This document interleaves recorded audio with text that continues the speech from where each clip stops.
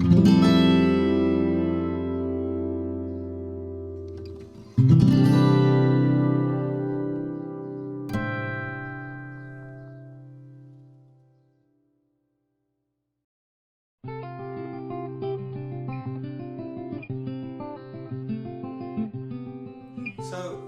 Lama Jampa, we started off talking about Bolton Wanderers and your progression from being Catholic at a Catholic school. Can you please tell us a little bit about your the progress from your personal path from Catholicism to Buddhism? No, I mean, it's possibly difficult in any such things to know exactly where to start or what to home in on. But I was quite a serious child, and part of being serious was taking my religion seriously. I mean, I was not a goody two-shoes, but I certainly took the teachings and also the sense of the church and the feeling of the church very seriously for quite a long time. But at the same time, I had some experiences which, from very early on, maybe 4, 5, something like that, which I couldn't explain to my parents, and I couldn't really fit them into any view of the world. They're kind of quite overwhelming experiences. And it wouldn't be till I read about Buddhism sometime later, about the age of 14, that those experiences would make sense. At least a little bit, when I heard about things like emptiness and non-self. Those early experiences seemed to, so that's what that might mean then. So there is some teaching, there is some explanation about this. And at the same time, in my sense of the Catholic idea of God had begun to seem too small, really. The idea of God, some being separate from the world, some author of the world, just didn't seem to make intellectual sense. But neither did it make spiritual sense in terms of the experiences I've been having about, the illusory nature of things, essentially. But in Buddhism and its teachings of emptiness, there was a sense, there was a kind of depth to it, which fitted my experiences into a context. Now, as why I found it in Buddhism, I suppose the first thing that kind of connected me with Buddhism was there's a bookshop opposite Bolton Town Hall, and I love books as a boy, of course, and one day when I was 9, I saw this book displayed there called 7 Years in Tibet, and I insisted that my father bought it for me, which he did, and that book had a kind of, probably other people could say the same about that book, but it had a strange fascination. There felt to be something powerfully true about that, even though at the same time it was rather an honest and unflinching account of the dirt in Tibet, for instance, as well as, but there was something really extraordinarily gripping about that book. But that, of course, didn't make me a Buddhist. What kind of intellectually did was when I found my way to Jack Kerouac's writings and the writings of the Beats, through Dylan, to the Beats when I was 14. And so when I read Dharma Bums, that's when the experiences that I had, throughout childhood, all started to fall into place. And yet at the same time, there was in Kerouac, which was quite important for me, this sense, almost kind of, it was a big enough space in Kerouac for his Buddhist leanings and that kind of rather peasant-like Catholicism that I'd been brought up with as a kind of, going to a kind of Irish Catholic church and so on, and with devotion to the Virgin and all that thing, and the saints. So that was, Kerouac was a very good way for me into Buddhism. So from Kerouac to D.T. Suzuki and things like this. So within a few months I was, I identified myself as a Buddhist. But I'm, 14 or 15 at this time, there were no Buddhists around, but what there were, of course, was the kind of, we didn't call it hippies, did we, in those days, but if I wanted to be a Buddhist, I also felt that meant I wanted to be a beatnik. I wanted to go to San Francisco, meditate in a Zen center, be a beat. So it was all part and parcel for me at that time, and it wouldn't be until I was 20 that I'd actually really get down to practicing Buddhism seriously. I mean, you know, to see it as something totally distinct from the hippie counterculture which I've been involved in to a certain extent. So yes, it would. My becoming a Buddhist was a several-year process. If we trace it from, you know, intellectual agreement with it to actually thinking, well, to be a Buddhist is not to be a hippie, it's not to be a beatnik, it's something else, and you need teachers, and you need authentic Asian teachers. So that really came together for me by about the age of 20.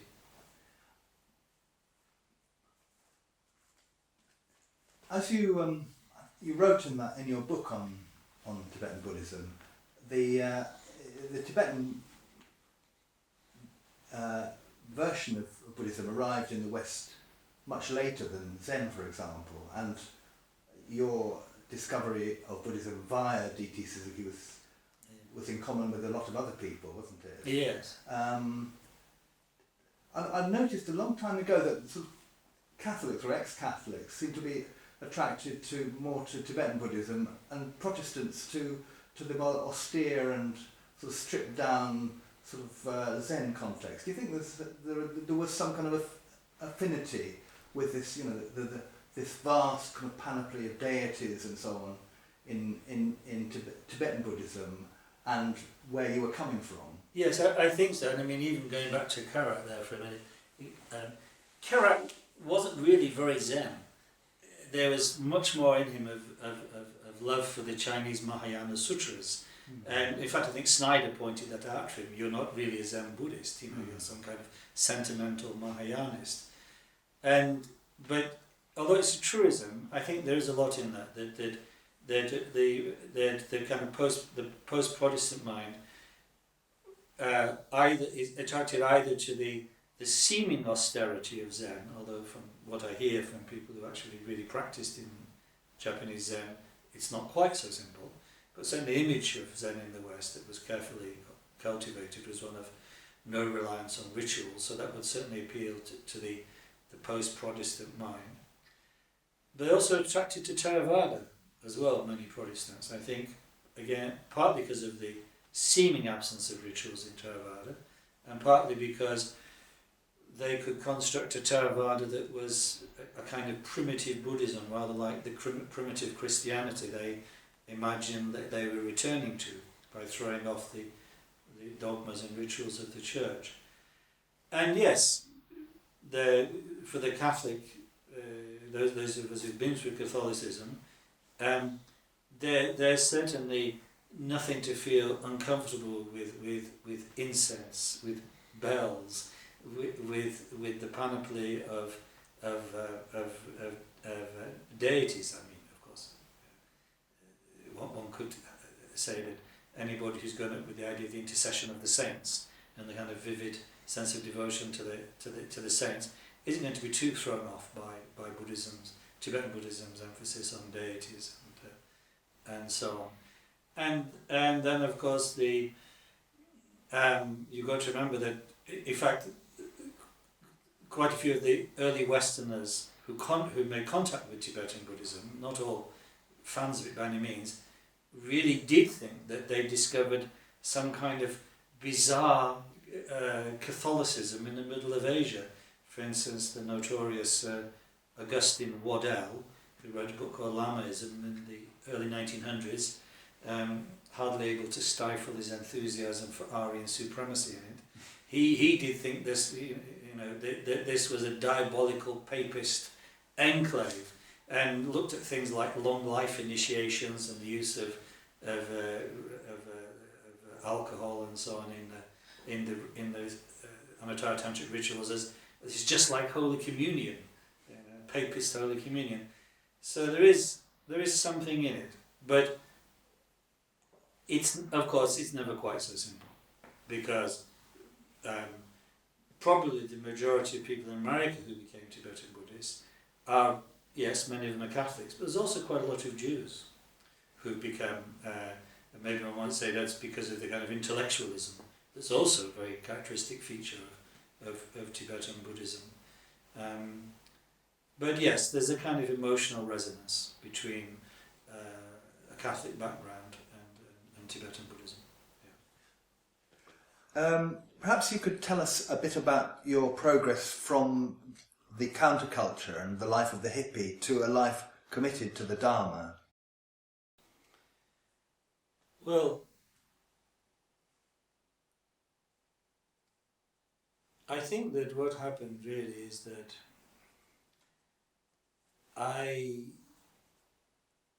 religion was always the dominant theme in my life. It was the real centre of gravity. But over a period of years, other things which I thought in some way could be identified also as part of the Dharma fell away. Those few years in the late 60s and early 70s in that kind of counterculture world were a kind of important time for me, because I learnt that after all it was the Dharma and the Dharma only that I was interested in, and I wasn't interested in remaking society. I ceased to believe in the perfectibility of society. I ceased to believe in the utopian ideas of the hippie movement, and realised they had nothing to do, and they had little to do with Dharma. And that for Dharma I had to get down and practice myself. I had to really change myself, and nothing less than the authentic Dharma.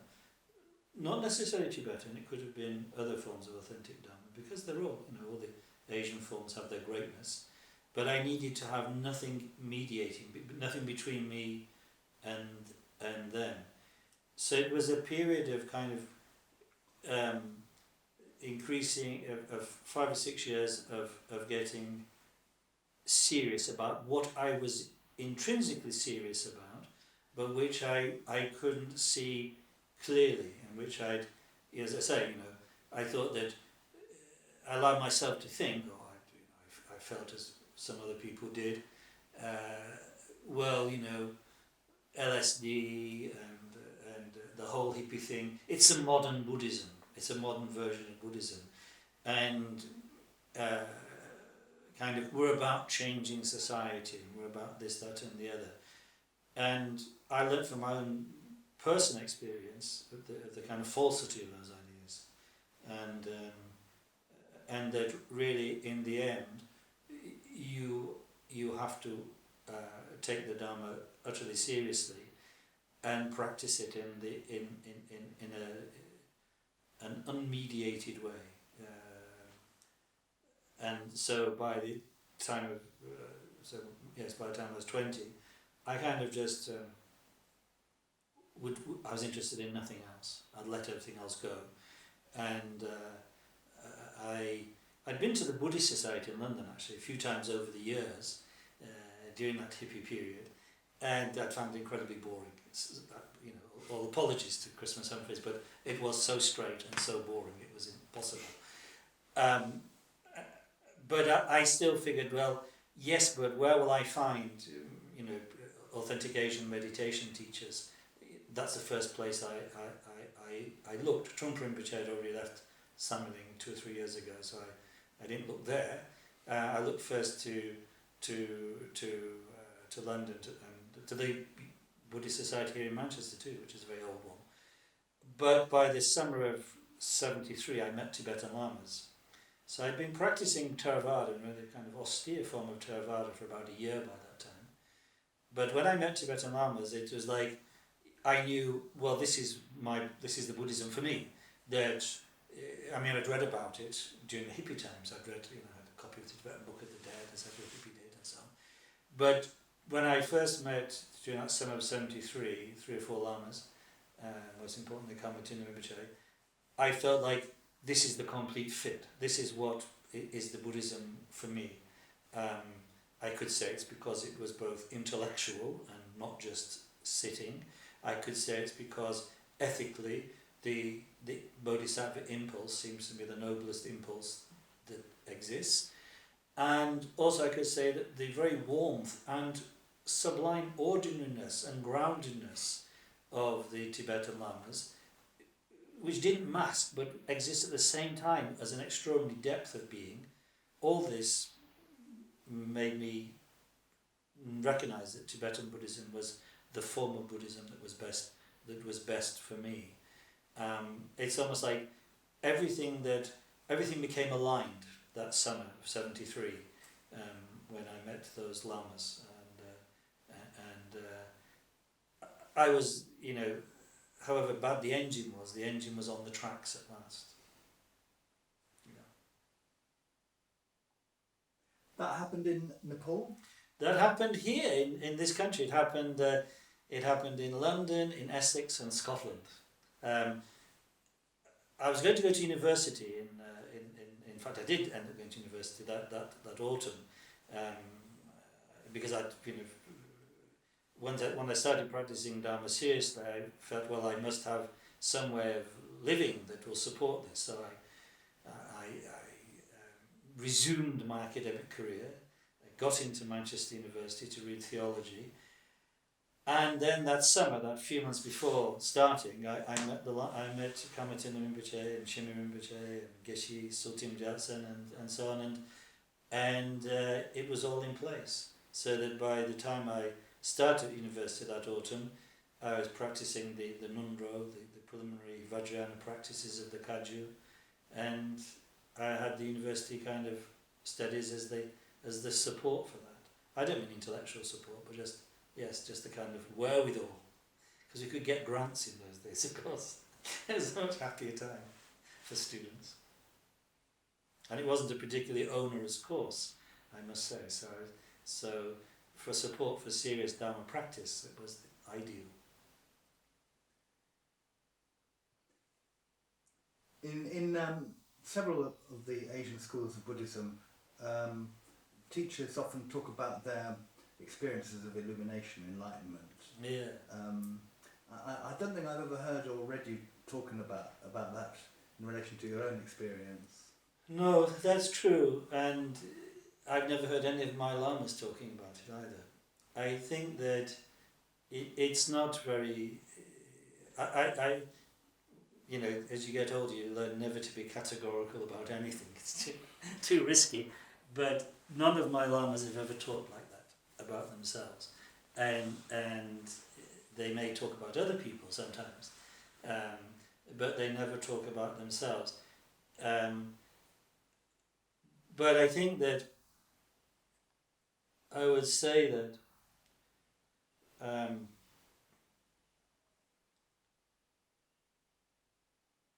I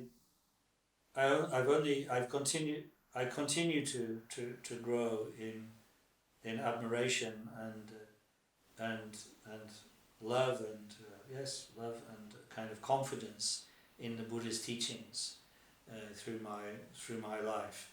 So that means a lot to me. We've basically talked just about your personal experiences. Were you in fact rather sort of solitary in this discovery, or were you part of a sort of embryonic sangha? Well, there were other people who I'd known since I was quite young, who in 67, 68, who here and in London, who were interested in Buddhism. I mean, there was, it was a theme, wasn't it, in the counterculture, so-called, among other themes. It was one theme, and so there are people who I talked about Buddhism with, but of them, only one is practicing now. Actually, he was here this morning. He's a very old friend of mine, very dear friends, and he's also a Catholic grammar school product, like me, they're from a different one here, and we were very close, and he's practicing, but he was living somewhere else at the time, so when I started to practice, he was elsewhere. But of the others, no, there were some who were interested at the same time as me, but they fell away or whatever. But I wasn't a Pratyeka. I wasn't a solitary realizer. There were. It was all, meeting lamas and so on was always. There were other people interested, although the number of Buddhists was actually, compared to today, minuscule. I think probably in 1973, probably all the Tibetan Buddhists in the country knew each other, maybe only 100 or something like that. So there were always people with whom one met and one might practice with, like Pema Chodron, for instance, this rather famous American lady teacher. We were friends in those days, in 73 and 74. So there was always some kind of sangha around. Yeah? I think your career has been unusual in the way that you have had an academic career in British universities, and at the same time you've been a teacher of the Dharma, and the two have somehow gone in tandem. I'd like you please to talk a bit about that. My feelings about this are quite complex, really. I see the value in academic studies, but not for Dharma. I see the value in academic studies as I see them for any academic studies, in terms of producing and maintaining a humanistic in the decent old-fashioned sense of the term, civilization, which I think is a good basis for Dharma culture. Although Dharma in a way is the kind of crucial thing for me, as I think should be for everybody ultimately, it's good if we have a flourishing culture in terms of art and sciences and literature and so on. And I see the academic study of Buddhism as that, as a kind of study of history of human culture. I don't see academic studies as a seminary. We have Buddhist seminaries for that, for people who are committed to Dharma as a way of life, a way of transformation, a way of holiness. So when I was an academic, I would never mix the two together. I always saw the teaching of Buddhism as an academic, as a liberal study in that sense, and not to be conflated with commitment, and certainly not, an academic is not a preacher, he's not a meditation teacher either. So my Dharma life was always, as much as I could keep it, it was separate from my university academic career. In some ways I felt it would be dishonest to use my academic position to advance the Dharma. I thought it would be, in a way, a betrayal of the students and betrayal of the ethic of a proper university. And I felt this was actually in accord with Dharma ethics, not to betray it and not to exploit it in that way. So it didn't support my Dharma practice at all.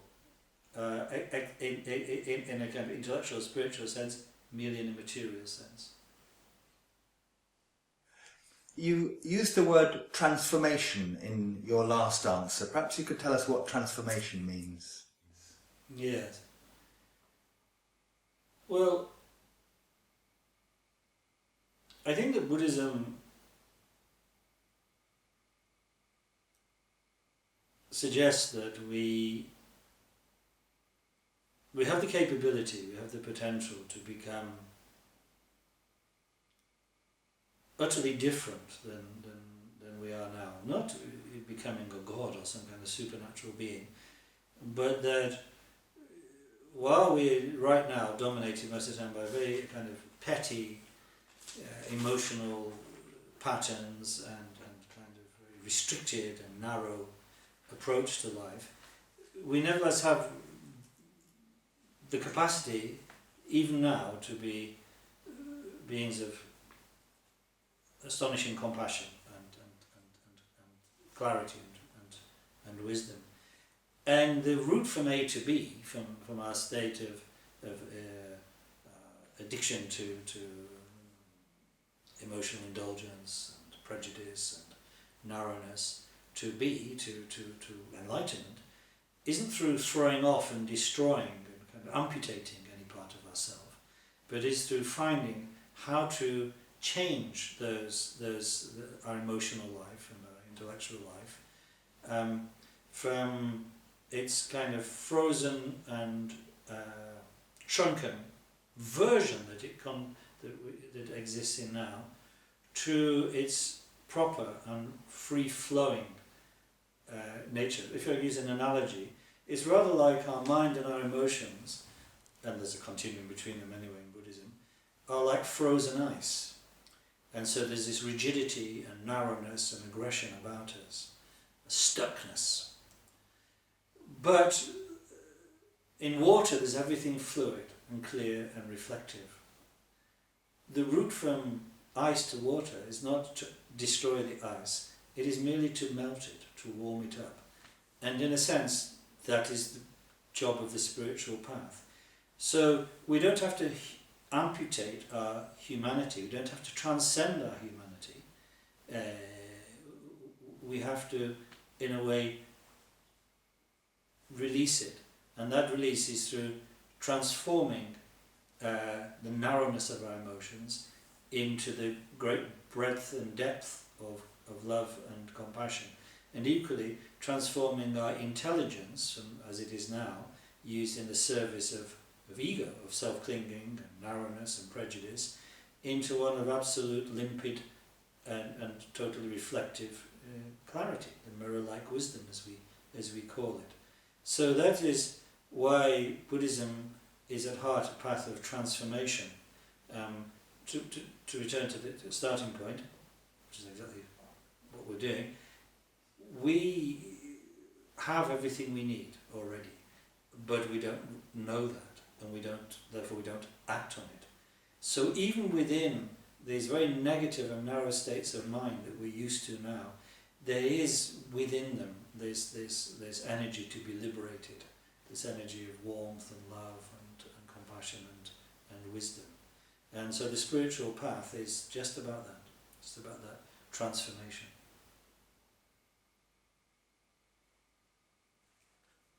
When you talk in those terms, it all makes eminent sense to me. But like other Tibetan teachers, you also talk in categorical terms about things you can know nothing of, like the bardo, like what's going to happen to us after we die, about these whole complicated and elaborate beliefs about the future beyond this present life. Yes. I mean, isn't there a problem with believing stuff for which there is no evidence? Well, there certainly is a problem with believing stuff for which there's no evidence. And I must say, going back to my personal kind of beginnings in Dharma, one of the things that was very important to me in moving out of Catholicism was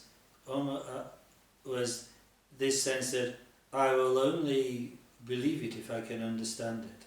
I mean, that sounds almost Cartesian, and I don't really mean that.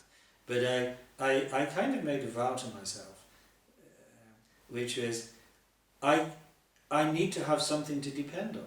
I mean, I was only, 13 or 14, but I was thinking, when we die, we need to have been right. So there's I'm not going to believe in anything unless I can teach it back to myself. I can explain to myself, and I've removed the obstacles to it. I've removed doubts about it. So for me, Buddhism always had to be a matter of certainty, not of faith alone. Not faith for me is just confidence because you know how it works. Not belief in unseen things. Now, of course, there are some truths about the world, maybe the deepest truths, which are not seeable in terms of the manipulation of material appearances. That's true, but we don't rely just upon the manipulation of physical appearances to prove these things. We can know them by logic and by experience, by reasoning and by experience. That's what Buddhism says. Buddhism, in contrast to other religious systems, the Buddha himself and all the great Buddhist philosophers have insisted that the only way to arrive at certainty is through direct experience and reasoning, and not by, for instance, belief in sacred word, not even the sacred word of the Buddha himself. So in my kind of teenage vow, I was in a way inarticulately reflecting that Buddhist position. So when it comes to things like the bardo and this intermediate state and rebirths and so on and so forth, I think we work at those things from two directions. We come at it through two directions. One is intellectually, we must exhaust all the objections to it, all the other possibilities, which comes down to other explanations of consciousness. And the great teachers like Dharma and so on have exhaustively discussed the reasoning for the acceptance of rebirth. Essentially, the consciousness can neither arise from nothingness, nor can it arise from material objects which are devoid of sentience. And as we do not believe in a creator God, because there are also impossible logical contradictions in a creator God, we don't believe in the creation of a soul from nothingness at the time of conception either. So, from a reason point of view, the acceptance of a prior stream of consciousness is the only way to account for consciousness. Now, of course, I cannot remember my past lives, but I can't remember what I was like when I was 2 either. So, lack of memory of past lives is, of course, no refutation of them, or else I'd have to say I was not alive at the age of 2 either. So, from the reasoning point of view, there is every reason to be confident in rebirth because of the argument from the existence of consciousness. So we're neither theists, we believe in spontaneous conception, nor are we creation of the soul, nor are we materialists. But there's another dimension to this too. How can we describe, for instance, how can the teachings describe what the process of death is like, including the process of life immediately following death and before reconception? That, I think, comes from meditative experience. And as our experience of how mind works now, of how mind produces these appearances now, of how mind is in profound states of meditation, when it withdraws from the world of the senses, when it starts to experience kind of almost like its own internal dimensions. Those we can see as the source of the, if you like, the descriptions of the bardo experience. Because a bardo, the state between death and rebirth, actually is here and now. This is the bardo. This very moment between one thought and another. Today is a bardo, between yesterday and tomorrow. The bardo is always here. If I attend deeply enough to this present moment, my ego will dissolve. My ego structure will dissolve. And that gives me a clue as to how my ego structure will dissolve in the process of dying. How my ego structure, not the same, but not a totally new one either, starts to rebuild itself after the moment of the bardo, gives me a clue as to how the later part of the bardo will be too, when the karmic impulses, the habits of mind, the habits of emotion, re-emerge from the shock of death and start to build up a structure again as a kind of vehicle for the ego drive. In other words, in reasoning and particularly in meditation and attention now, I have all the material I need to understand the bardo. So those accounts in the bardo that are in Buddhism, they make, should we say, meditative and psychological and spiritual sense as a description of the mind in its depth now. And so that's why we can use those guides. Of course, in some way the guides are metaphorical, talking about the names of different Buddhas and so on and so forth. People from different cultures will not know those things, but the deep structures that are talked about in terms of the unfolding of mind's nature and then the re-emergence of egotism, those of course are universal. as they are universal right now. So that although the coloration of the accounts of the bardo in our tantric teachings are obviously culturally influenced, the deep structure is not. It's transpersonal, transcultural. So that is how we can have confidence through, in one way, through the kind of the work of removing obstacles through adherence to what we say mistaken views like theism and materialism, and that may take many years, of course, as we have to work through those things. But at the same time, from the meditative point of view, we start to see the depth of mind. We start to see how structures dissolve and how structures re-emerge in the mind. So it's from approaching from these two angles that we can gain confidence in these deep teachings. And of course, a sign of that confidence is that then one understands that teachings on like the bardo and its realms and so on, although it has a profound truth about it, in different scriptures and different presentations, it draws on cultural colorations, because how can it not? How can we communicate without those? So we're less rigid about the precise descriptions. We don't have to hold on to them as true as like a fundamental, a literalist might do, because we understand the deep truth that they signify. And that's a sign of confidence. I found personally a problem in believing in the concepts such as the bardo and in reincarnation. I mean, I came from a tradition in the Zen, where they never spoke about reincarnation at all. And I was completely thrown by it, and particularly this idea that, I am going to be reincarnated, so-and-so. This idea that oneself was reincarnated, when the idea of non-self is seemed to be at the heart of Dharma. Yeah. You mentioned you used this phrase, stream, a prior stream of consciousness, yes, which to me captures the fact that we're not actually talking about Mario Popham reincarnated as himself. Yes. Well, quite. I mean, that's the thing. The non-self teaching, of course, is extraordinarily profound. It's the heart of Buddhist teaching, is what in a way demarks Buddhism from other schools of thought. But non-self doesn't mean nothingness, of course. There is consciousness, there is awareness. But our problem is that we freeze that moment of consciousness, identify with it as a subject, and identify with its contents as our objects, and build upon that a picture of the world, which is extraordinarily ignorant and the ground of all the poisonous emotions like hatred and desire and so on. So that's what has to be relaxed.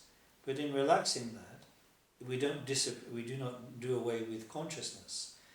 What we find is, of course, that consciousness is better described as a stream, as a continuity, as a flow. And non-self means no solidity, no fixity in that stream. So of course, consciousness arises and passes away from moment to moment. Like a stream is never the same at any one moment, but there is a continuity, and currents that arise in the stream move forward and have an effect at a later moment. Similarly with us, with karma, with actions that are originally mental in intention and then executed by body and speech, they are the currents that that produce different patterns of experience in the stream of consciousness. But in a way, rebirth is extraordinarily simple. We are born and pass away from moment to moment. And again, that's why I say that we will find the truth, the deep truth of rebirth from life to life, by seeing it here and now. The more we get this sense of the fluidity and our nature as process, the more relaxed we become about the passing from apparent life to life. In fact, it is no big deal. Certainly those people who are looking to identify themselves as having been somebody grand in a past life or who are delighted by the idea of a future life because that means more of me, they are utterly crazy from a Buddhist point of view. In fact, of course, from a Buddhist point of view, clinging to rebirth is a sure sign, and clinging to the idea that one will have same identity in the next life is a clear sign of craziness, but also a guarantee that one is locking oneself into suffering, because it's exactly that identifying with one moment of this flux of consciousness, which, as I said earlier, produces all the suffering. So we don't want more rebirth. We want freedom from rebirth. Our trouble is, just as even now our ego grasping and its associated emotions are so strong that we keep moving from moment to moment, unsatisfied and always looking for something to fix onto, so until we overcome that, we'll be driven from life to life with that, looking for happiness but finding only suffering. So rebirth is nothing to write home about. It's not what we want. And equally, as I said, the idea that I was, Tutankhamun or Napoleon in my previous life, that's utterly demented, really, because you weren't you. That is the whole point. You're just a process. And in fact, nature shows us this. Nature shows us all the time process. It doesn't show us fixity. It doesn't show us solid, unchanging objects. The world does not work that way. And indeed, the kind of, if you like, the cultural resonance that is in Asia for rebirth is simply because I think of people living in this close proximity to nature and the sense of the rhythms of life, of birth and death. There's a much saner, more grounded way of life. Of course, suggests to one rebirth, but no big deal. There's no big deal. There's no big deal about it. And that's why so many teachers, including, of course, I guess your Zen teachers, in this quite same way, say, well, look, it's all to be done now. And you'll see the meaning of rebirth by that. But of course, Dharma, Tibetan Dharma has this very great kind of intellectual inheritance from Indian Dharma. So, as I was saying before, in a way, we work at these problems like rebirth and bardo from the two ends, from the intellectual end and the experiential end. That's very Tibetan, because that was the very Indian way. And maybe, I don't want to be impertinent, because I don't know anything about Zen, but maybe the kind of the Zen way was more just working at it from the experiential end. But you'd end up in the same place. You see, the thing is, you never get Tibetans going to reincarnational therapy or whatever the kind of latest psychotherapeutic gimmick is in the West, because there's a basic sanity about the Dharma teachings about rebirth. Nobody's that interested in such things. And even when it comes to incarnate lamas too are just a process like everybody else. They're not something beyond that. Like as the great late Shamanate said, even tulkus have to prove themselves anew in each life and have to begin again to study and practice the Dharma. So it's like that. I'd like to ask you a couple of questions about Buddhism as it's developed in the West. Yeah. I mean, your interest began with Kerouac and so on, and what was, I think, not yet called the New Age thing in the late 60s. Do you think that it is developing the Dharma generally is developing in a sane and healthy way in the West, or is it in trouble? Well, of course it's too early to say.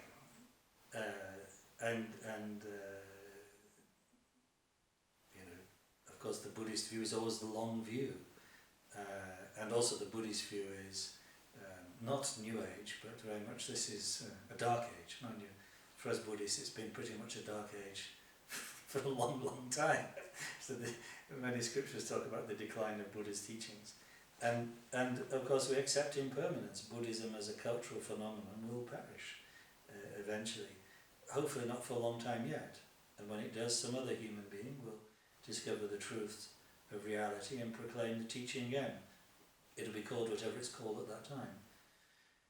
But to return to the question about the West, well, really it is difficult to say, because while on the one hand, you could point to the fact that there's been an extraordinary explosion of Buddhism in the UK and Europe and America since the 60s, just a huge number of Dharma centres, for instance, and Dharma groups, sometimes I think outstripping the actual growth in people practicing. So it's huge, over my lifetime it's changed enormously. Although it's still, merely a minor element in the cultural field of the West.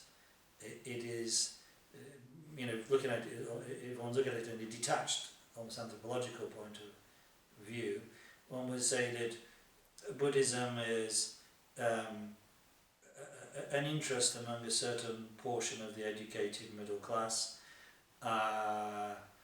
in a time of overall decline of religious conviction, and it has a chance of surviving, but it's by no means guaranteed. Speaking as a Buddhist, of course I agree, it's by no means guaranteed that it will survive. After all, we don't have God on our side, so there's no, it's not written that it shall be, that Buddhism is triumphant. I think Buddhism has a lot to offer the West because it is precisely because it's neither materialist nor theist, which the two kind of have been the two dominant themes for some time, slugging it out in the battlefield of ideas, and looks set to continue to that for some time. Buddhism is a teaching which speaks to the depths of what it is to be a human, but avoids theism and materialism. So from that point of view, it should have a good future. But I think there are also difficulties, or stresses, or dangers for Buddhism. One is our incredible impatience in the West. We are very impatient, and one manifestation of that impatience is that we think we know it all. Or we think that if we don't know it all immediately, we certainly know Buddhism very quickly. And even when that's not intellectually stupid, and it often is, emotionally stupid, because of course to really have Buddhism, so to speak, in our bones, it's a lifetime. And we come from a culture in which there's no resonance, there's no support for Buddhism yet. You can find faint echoes of it, as I did in Catholicism. There's very little to support it. But we, with very characteristic in modern arrogance, we think we understand Buddhism. And rather than being patient disciples of the great masters, and they just happen to be Asian at the moment. It's not, of course, there's anything racially superior about Asians to Westerners, but that's where Dharma comes from. And I think that our job at the moment, and for some time to come, is to continue to be primarily disciples, working with the great masters of the great traditions. So that leads me to the second danger, which is related to the first, which is the temptation that seems to befall quite a lot of Westerners of trying to invent a new Buddhism. I can't help but notice those new Buddhisms that these Westerners invent all bear a remarkable resemblance to themselves. Why might that be, that they end up with a Buddhism that is tailor-made for their pre-Buddhist views? Or put it the other way, why do, in many cases, people even who've maybe had a brush with Buddhism abroad, or been a monk for a few months or a year or two, feel that they can then invent a Buddhism? What usually happens is that the Buddhism they invent is, as I said, identical to their pre-Buddhist self. In fact, one of the things you see with a lot of Western Buddhism is, I think, it's almost like the acid is wearing off. and the trip is wearing off. And though in the depths of the trip they felt they were really transformed and would never look at the world with the same eyes again, 8 hours later they're back to the same old boring routines, the same old boring rigidity of vision that they had before. So I think for quite a lot of Western Buddhists, including some of those who claim the title of teacher, the trip wore off a long time ago and they're back to where they were before Buddhism. But, of course, they now have a name and a position, and so hence the temptation to invent a Western Buddhism, a Buddhism that is just for us Westerners, and which has got rid of all the uncomfortable, difficult, challenging bits. Tragically, it's the uncomfortable, challenging bits which is where the nutrition of Dharma lies, because it's that which contradicts our ego and its drives. A Buddhism that fits us perfectly, that goes along with our preconceptions, is a Buddhism that has no teeth, is a Buddhism that has no power, is a Buddhism that is in the service of ego. And that I see as the main danger in Western Buddhism at the moment. There are others, but let's emphasize the positive.